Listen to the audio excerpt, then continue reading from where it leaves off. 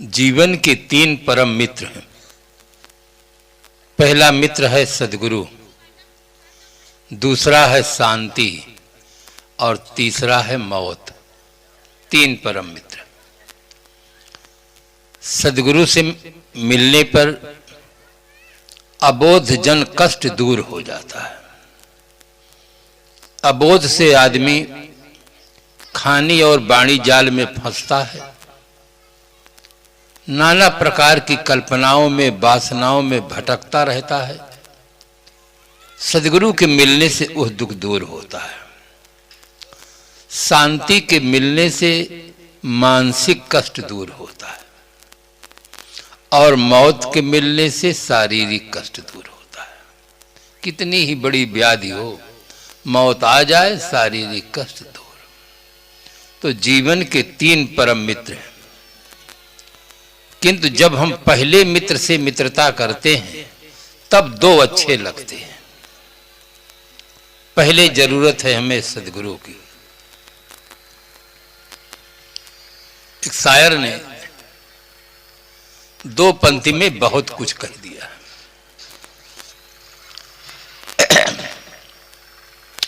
बिना लिबास आए थे इस जहां में हम, बिना लिबास आए थे इस जहां में हम, सिर्फ एक कफन के खातिर इतना सफर करना पड़ा।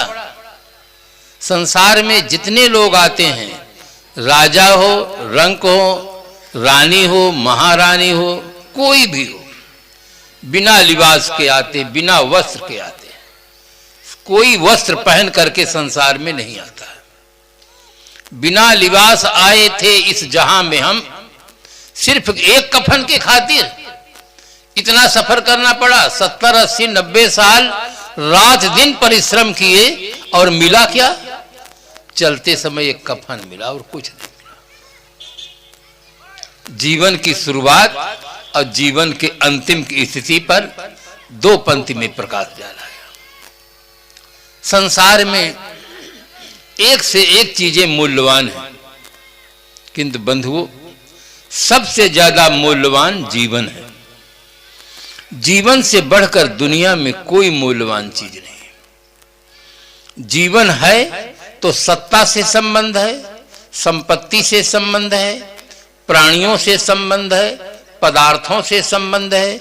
जीवन दीप बुझ जाए तो किसी से कोई संबंध नहीं है। यहाँ कोई व्यक्ति अपना नहीं है, कोई पदार्थ अपना नहीं है। हर व्यक्ति यहाँ अकेला आया है और अकेला ही उसे जाना होगा। चांद सफर में, सितारे सफर में, हवाएं सफर में, दरिया के किनारे सफर में, अरे शायर जहां की हर चीज सफर में, तो आप बेसफर कैसे रह सकते हैं? जहां सभी अपनी सफर में हो, हर सुबह सफर, हर शाम सफर, इस जीवन का है नाम सफर। हर आदमी अपनी यात्रा में आया हुआ है। जिस दिन जिसकी यात्रा पूरी होगी चल देगा। यहाँ कोई किसी की प्रतीक्षा नहीं करता।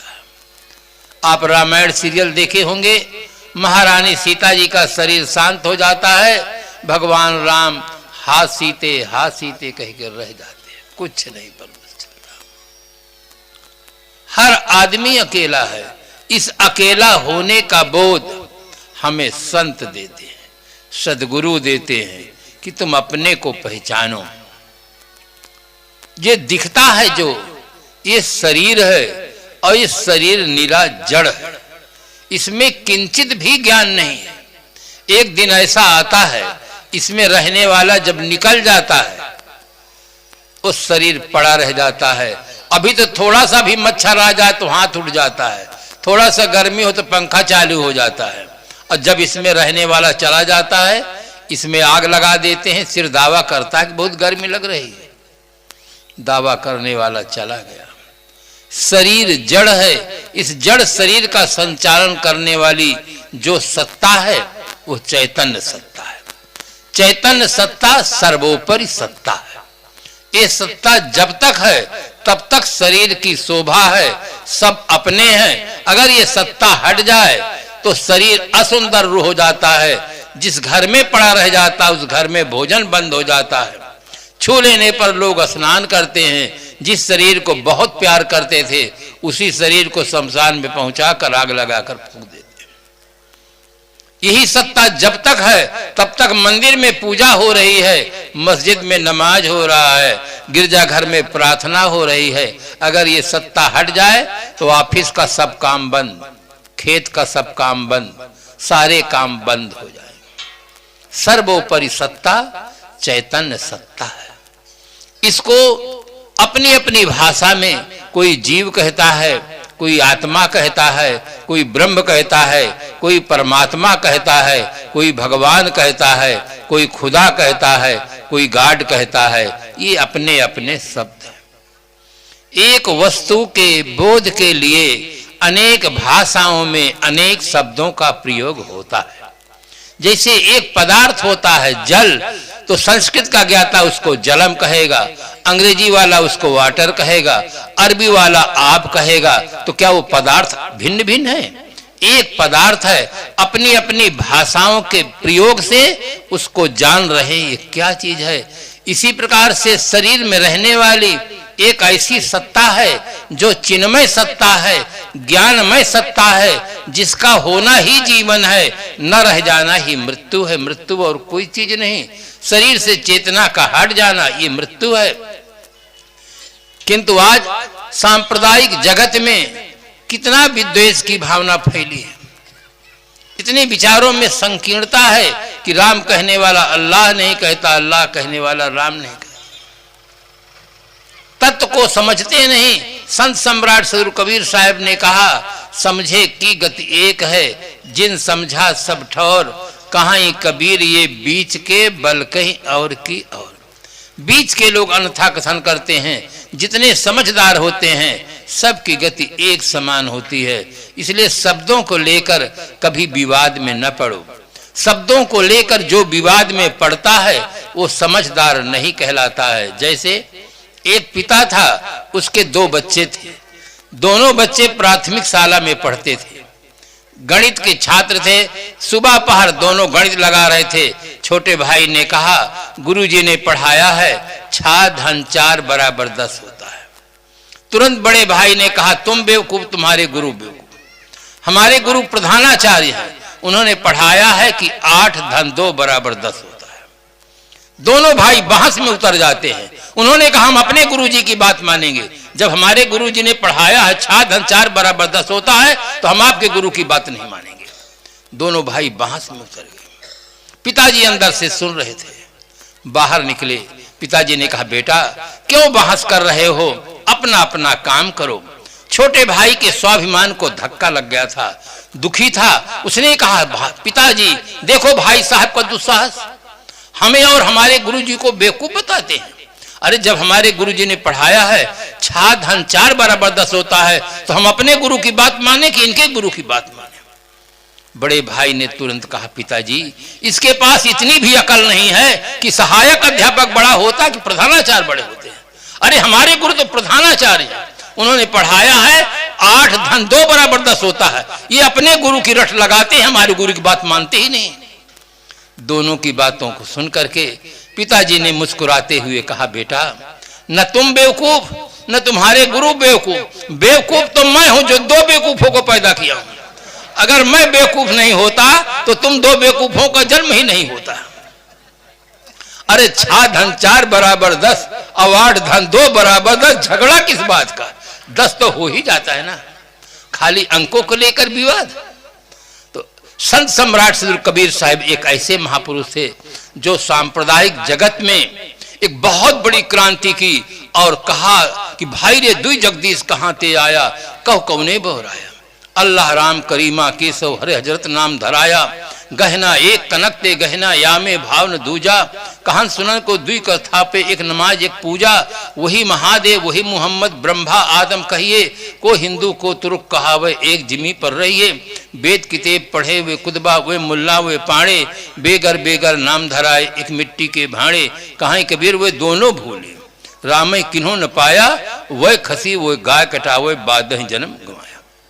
संसार में 2 टूक की भाषा में कहने वाले यदि हम किसी महापुरुष का नाम जानते हैं तो उनका नाम है संत कबीर। वे सत्य में समझौता नहीं करते। उनकी प्रकृति बड़ी विलक्षण थी। मैं सच्चे पथ का राही हूं, कह सकता दिन को रात नहीं, ईमान बेच दूं टुकड़ों में, मेरे बस की बात नहीं। बहुत साफ साफ कहने वाले महापुरुष थे। मैं कह रहा था कि सदगुरु कबीर साहब का समग्र मानव जात के लिए एक संदेश आपके मन में होगा कि आदमी अनेक देशों में बटा है, अनेक संप्रदायों में बटा है, अनेक भाषाओं में बटा है, एक संदेश कैसे हो सकता है?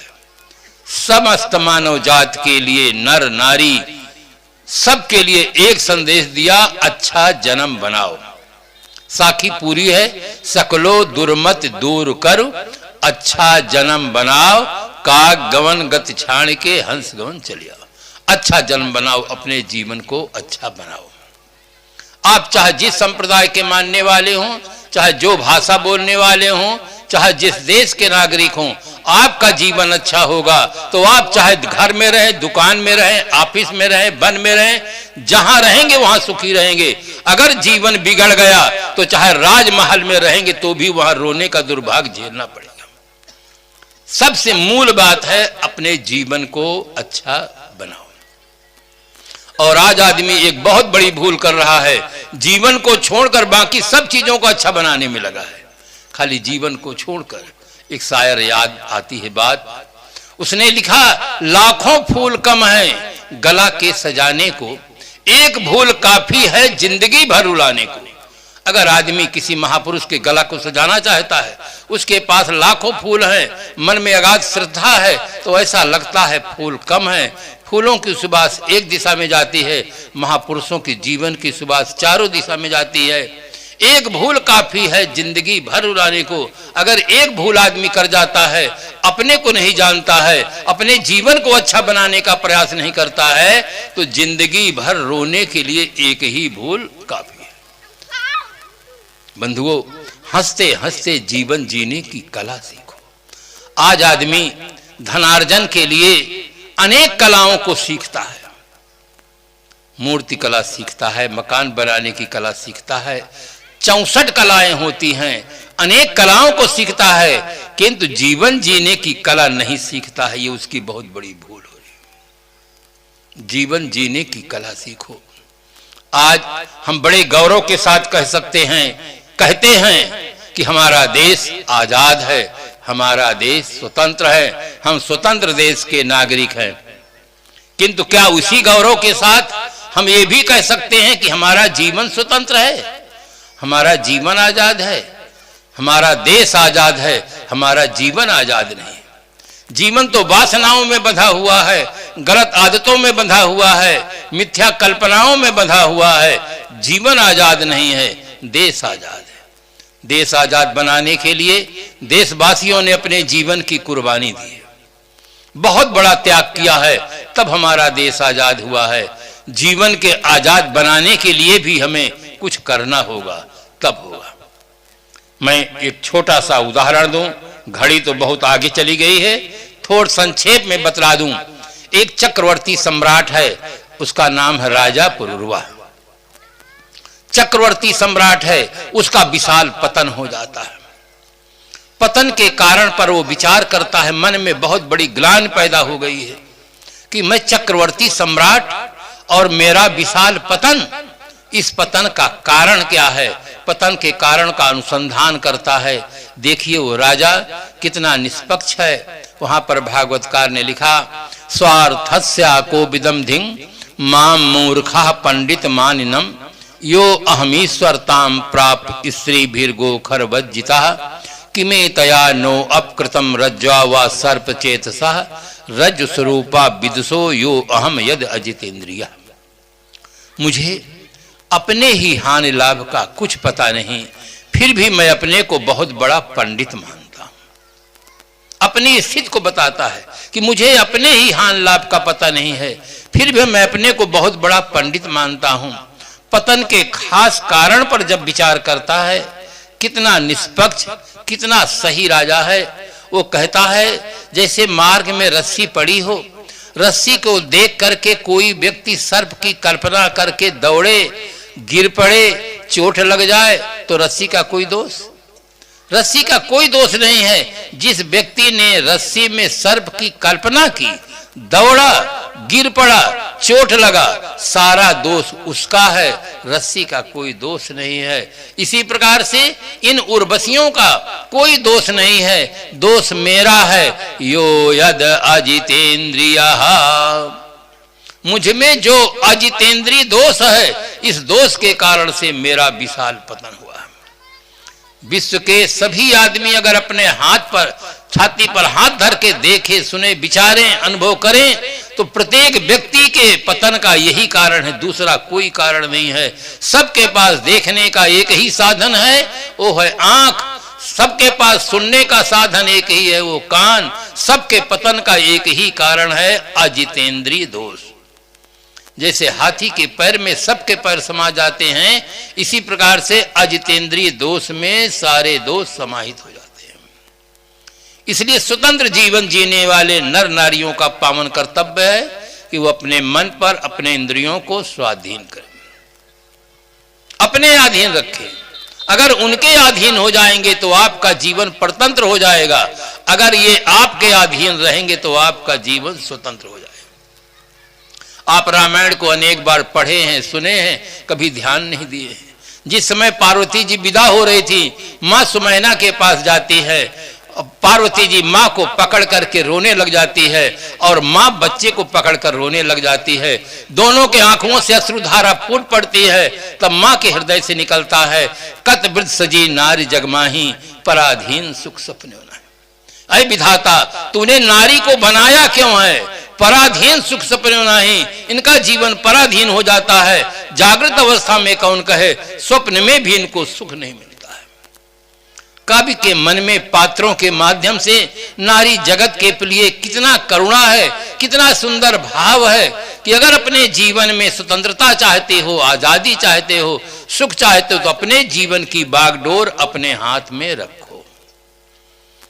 हर व्यक्ति का पावन कर्तव्य है कि अपने मन पर नियंत्रण रखे। माइंड कंट्रोल के अभाव में ही बर्थ कंट्रोल की समस्या पैदा हो गई। अगर आदमी माइंड कंट्रोल करता तो बर्थ कंट्रोल की जरूरत न पड़ती और देश का अरबों रुपया न बेकार जाता।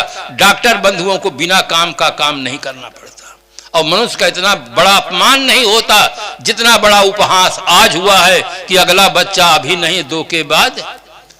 मुर्गी के बच्चे जिलाओ, मछली जिलाओ, सुअर जिलाओ, कबूतर जिलाओ, इनके चाहे जितने बच्चे हो जाएं, किंतु आदमी के बच्चे नहीं चाहिए। अब मैं पूछ सकता हूं, जितने वैज्ञानिक हैं, डॉक्टर हैं, राजनेता हैं, वकील हैं, महात्मा हैं, ये सब किनके बच्चे हैं?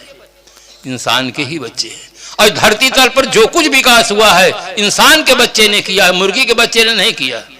मुर्गी जिलाओ, अंडा खाओ, सबसे कितने जगह तो लिखा, एक जगह मैं देखा तो मुझे बड़ी हंसी आ गई। उसमें लिखा था, संडे हो या मंडे रोज खाओ अंडे। सारा विटामिन अंडा में पहुंच गया। अंडा पैदा किससे होता है? मुर्गी से होता है।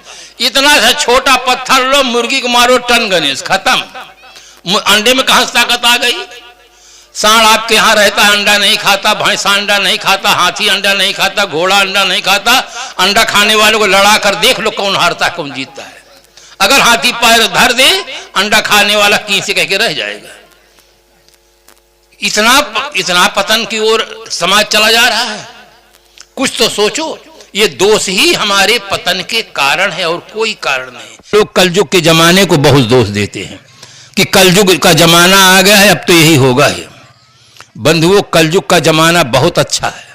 आप गलत पढ़े हैं, गलत सुने हैं। सतयुग में भगवान को 4 बार आना पड़ा। 4 बार अधर्म इतना बढ़ा है कि उसको निर्मूल करने के लिए भगवान को आना पड़ा। कलयुग में भी कुछ हुआ ही नहीं है, भगवान की भी जरूरत ही नहीं है। हाँ, दिल खोल के पाप करें लोग तो फिर शायद भगवान आ जाए। ये बहुत गलत उदाह पेश आया जा रहा है। कुछ समझ नहीं आ रहा कि बड़े बड़े बुद्धिमान कहलाने वाले लोग पढ़ते चले जा रहे हैं, कभी उस पर चिंतन नहीं करते हैं कि ये वास्तविकता है कि वास्तविकता से करोड़ों कोस दूर है। हम जनता को कहाँ लिए जा रहे हैं? सब जमाने में आदमी बेचे जाते थे, कलयुग के जमाने में आदमी का बेचना और खरीदना बंद हो गया। आज के जमाने में आदमी खरीदे और जानवर की तरह आदमी बेचे और खरीदे जाते थे। पहले के जमाने में लिखा गया, स्त्री शूद्रो न धीयताम। और आज के जमाने में लिखा गया सब पढ़ें सब बढ़ें। आज का जमाना अच्छा कि पहले का जमाना अच्छा है? आज का जमाना अच्छा है, सब पढ़ें सब बढ़ें। हमारे देवियों के लिए भी दरवाजा खुला है। बहुत गलत लेखकों ने इस प्रकार से लिख करके समाज का बहुत बड़ा अहित किया है कि स्त्री शूद्रो नाधीताम। आज जगने की जरूरत है। कलयुग, ये जिस युग में हम रह रहे हैं, ये युग बहुत अच्छा है। सब पढ़ें, किंतु सब पढ़ने से बौद्धिक विकास होता है और दीक्षा से नैतिक विकास होता है। शिक्षा और दीक्षा दोनों का योग मिलना चाहिए। नैतिक विकास होना चाहिए, अपना विकास होना चाहिए। धनार्जन करने के साथ साथ हमें ऐसा जीवन जिए जो आदर्श जीवन हो, पवित्र जीवन हो, निर्विकार जीवन हो। हम राष्ट्र के एक सच्चे नागरिक बन करके जीवन जिए। जिस राष्ट्र में हम रह रहे हैं, राष्ट्र का पानी पीते हैं, भोजन पाते हैं, सांस लेते हैं, उस राष्ट्र के प्रति वफादार होना हर व्यक्ति का परम कर्तव्य है। तो इस प्रकार से इन 2 दिनों में दूर दूर से हमारे पधारे हुए श्रद्धेय संत गुरुजनों ने जीवन के विविध पहलुओं को छुआ है और आपके सामने सुंदर विचार रखे हैं। बड़े श्रद्धा भाव के साथ आपने उनको सुना है। जो सुने हैं उसे आप मनन करेंगे, उस पर समझने का प्रयास करेंगे और अपने जीवन में उतारने का प्रयास करेंगे। इमर्सन लिखता है, character is the transcription of knowledge into action. ज्ञान का क्रिया में परिवर्तन ही आचरण है। जब तक हम मस्तिष्क से जानते हैं वो ज्ञान कहलाता है, और जब जीवन में उतर जाता है तो आचरण कहलाता है। जीवन में प्रयोग करें जिससे हमें एक अच्छा जीवन जीने का सौभाग्य मिले और हमारे जीवन में समृद्धि भी हो, सुख भी हो। दोनों हमें चाहिए। समृद्धि चाहिए जीवन गुजर के लिए, सुख चाहिए अच्छा जीवन जीने के लिए। दोनों हमारे जीवन में हो। और कार्यकर्ताओं, जो कार्यक्रम के आयोजक बंधुओं को, सहयोगियों को, ग्रामवासियों को, दूर दूर से पधारे हुए सज्जनों एवं देवियों को मैं साधु समाज की ओर से बहुत बहुत धन्यवाद देता हूं। किसी प्रकार से आपके मन में शुभ भाव रहे, हमारे गांव के आसपास के लोगों को एक सुंदर विचार सुनने का मौका मिले, एक आदर्श जीवन जीने की सुंदर प्रेरणा मिले। इस प्रकार से कार्यक्रम होते रहें जिससे हमारे नन्हे मुन्ने बच्चों को भी यह दिशा मिलती रहे और ये अच्छा जीवन जीने का सौभाग्य प्राप्त करें। इन्हीं शुभकामनाओं के साथ अपनी वाणी को विराम देते हैं।